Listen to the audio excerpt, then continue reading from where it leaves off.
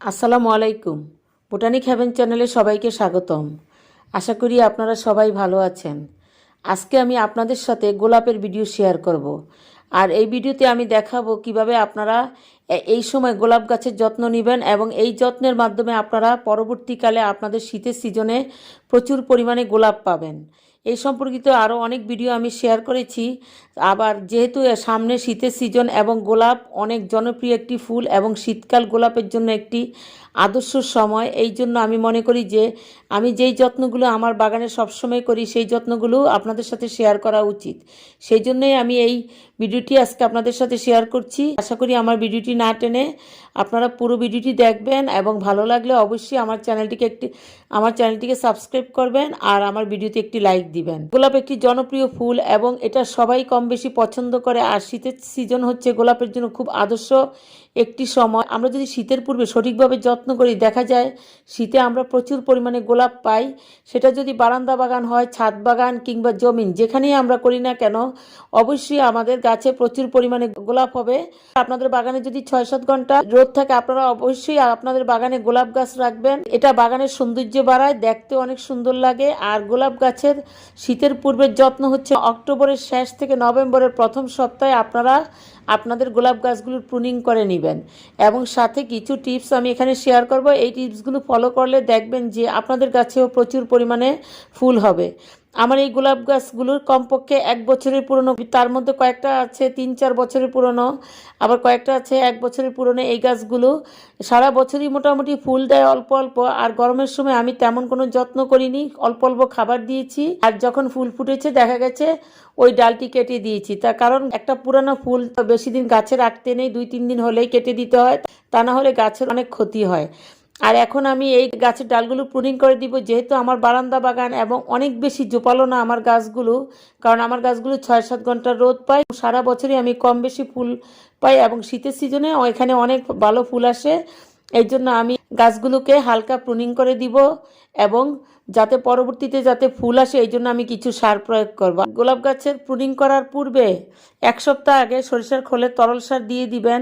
আর যারা দেননি তারা এখন আপনারা গাছের প্রুনিং করে সেখানে আপনারা কিছু মিক্সড জৈব সার দিয়ে দিবেন, সাথে সরিষার খোলের গুঁড়ো দিয়ে দিবেন। তাতেও আপনাদের গাছের গ্রোথ ভালো হবে।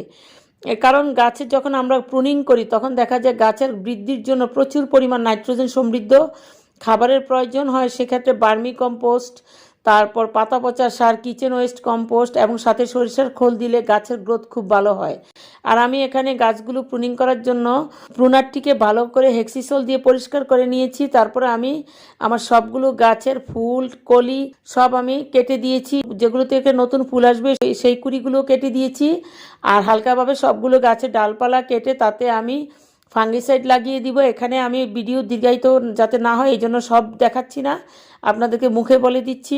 আর আপনারা যে ডালগুলো প্রুনিং করার পর আপনাদের গোলাপের প্রত্যেকটা ডালে ফাঙ্গিসাইড লাগিয়ে দিবেন। আর যদি প্রত্যেকটা ডালে আলাদাভাবে ফাঙ্গিসাইড লাগাতে যদি সমস্যা হয় সেক্ষেত্রে আপনারা 1 লিটার পানিতে 1 চায়ের চামচ ফাঙ্গিসাইড মিশিয়ে আপনারা স্প্রে করে দিবেন, তাতেও আপনাদের গাছে ফাঙ্গাস আক্রমণ হবে না।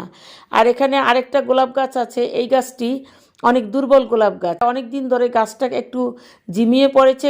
গাছটা বৃদ্ধি হচ্ছে কিন্তু খুব ধীরগতিতে বাড়ছে। এই জন্য আমি গাছের মাটিতে কোনো সমস্যা হলো কিনা সেই জন্য আমি এই গাছটার কোনো প্রুনিং করিনি। গাছটার মাটিগুলো আমি পাল্টিয়ে তাতে আমি নতুন করে সারযুক্ত মাটি মিশিয়ে আমি আবার গাছটিতে দিয়ে দিয়েছি, যাতে পরে শীতকালে গাছটির গ্রোথ ভালো হয় এবং আমি যাতে ভালো ফুল পাই। এটাও অনেক পুরনো একটি গোলাপ গাছ, এটা একটি কালো গোলাপ, এটাতে প্রচুর ফুল এসেছিল।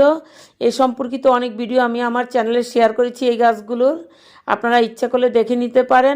প্রুনিং করার পর গাছগুলোতে খাবার দিবেন, সেক্ষেত্রে আপনারা একটা মিক্সড জৈব সার দিয়ে দিতে পারেন। এক্ষেত্রে আপনার গাছের গ্রোথ ভালো হবে। প্রুনিং করার পর গাছটার একটা যে খাবারের প্রয়োজন এই চাহিদাটা পূরণ হয়ে যাবে। সেক্ষেত্রে আপনারা বার্মি কম্পোস্ট অথবা কিচেন ওয়েস্ট কম্পোস্ট অথবা পাতা পচা সার যেটা অ্যাভেলেবেল থাকে সেটা নেবেন। সাথে শিংকুচি, হাড় গুঁড়ো, নিম খৈল, সরিষার খোলের গুঁড়ো, অ্যাপসম সল্ট এগুলো মিশিয়ে গাছের গোড়ায় টব অনুযায়ী 4 চামচের 3-4 চামচ করে প্রত্যেক গাছে দিয়ে দিবেন। টব যদি বড় হয় সেক্ষেত্রে আরও 2 চামচ বাড়িয়ে দিবেন। আর এই মিক্সড সারটির পরিমাণ হচ্ছে, আপনারা যদি একটি 8 ইঞ্চির টবে আপনারা 4 চামচ ভার্মি কম্পোস্ট দেন, সাথে 1 চামচ শিংকুচি, 1 4 চামচ বোন মিল, 1 4 চামচ হাড় গুঁড়ো, আদা 4 চামচ সরিষার খোল গুঁড়ো, আর 4 চামচের 3 ভাগের 1 ভাগ এপসম সল্ট মিশিয়ে তারপর মাটিতে মিশাবেন। আর অন্যান্য টবের সাইজ অনুযায়ী সারের পরিমাণ বাড়াবেন। এভাবে আপনারা গাছটির যত্ন করবেন এবং 1 সপ্তাহ পর আপনারা গাছটিতে লিকুইড সার দিয়ে দিবেন। সেক্ষেত্রে আপনারা পেঁয়াজের খোসা, কলার খোসা, বীজাণু পানি এগুলো দিতে পারেন। সামনে যেহেতু ফুল আসার সিজন, পটাশের চাহিদা পূরণ হবে এবং অন্যান্য চাহিদাও গাছে পূরণ হবে। পেঁয়াজের খোসায় প্রচুর পরিমাণে অনুখাদ্য থাকে, পটাশিয়াম থাকে, কলার খোসাতেও প্রচুর পরিমাণে পটাশিয়াম থাকে। এছাড়া গাছের রোগ প্রতিরোধ ক্ষমতাও সৃষ্টি হয়। তরল সার গাছের জন্য খুব দ্রুত কাজ করে। এছাড়া আপনার সরিষার খোলে তরল সারও দিতে পারেন। এভাবে আপনারা প্রতি সপ্তাহে একটা সার দিয়ে দিবেন। প্রথম সপ্তাহে যদি আপনারা মিক্সড জৈব সার দেন, পরের সপ্তাহে তরল সার, তারপরের সপ্তাহে আবার মিক্সড জৈব সার দিবেন, আবার পরের সপ্তাহে আপনারা তরল সার দিবেন। আপনারা অবশ্যই ফাঙ্গিসাইড স্প্রে করে দিবেন। তার 1 সপ্তাহ পর আপনাদের গাছে 1 লিটার পানিতে 1 4 চামচ নিম তৈল সাথে 10 ফোঁটা লিকুইড সোপ মিশিয়ে স্প্রে করে দিবেন। এতে করে গাছে পোকামাকড় থাকলে নষ্ট হয়ে যাবে, আর যদি পোকামাকড় নাও থাকে তাও আগাম সতর্কতা হিসাবে স্প্রে করে দিবেন, তাহলে কোনো পোকামাকড় গাছে আক্রমণ করবে না। তো এভাবে আপনারা যত্ন করতে থাকুন। নভেম্বর মাসটা আপনারা এভাবে যত্ন করুন, দেখবেন যে পরবর্তীতে আপনাদের গাছে গ্রোথ অনেক ভালো হবে এবং আস্তে আস্তে গাছে নতুন নতুন ডালপালা আসা শুরু করবে। আশা করি আপনারা আমার এই টিপসগুলো ফলো করবেন এবং এই টিপসগুলো ফলো করে আপনারা বারান্দা, ছাদ, জমিন যে কোনো জায়গায় খুব সুন্দরভাবে সহজভাবে বাগান করতে পারেন। আমি খুব জটিলভাবে বাগান করি না, আমি সবসময় চেষ্টা করি খুব সহজে, কম খরচে, কম পরিশ্রমে বাগান করতে, এবং আমার সেই টিপসগুলোই আমি আপনাদের মাঝে শেয়ার করি।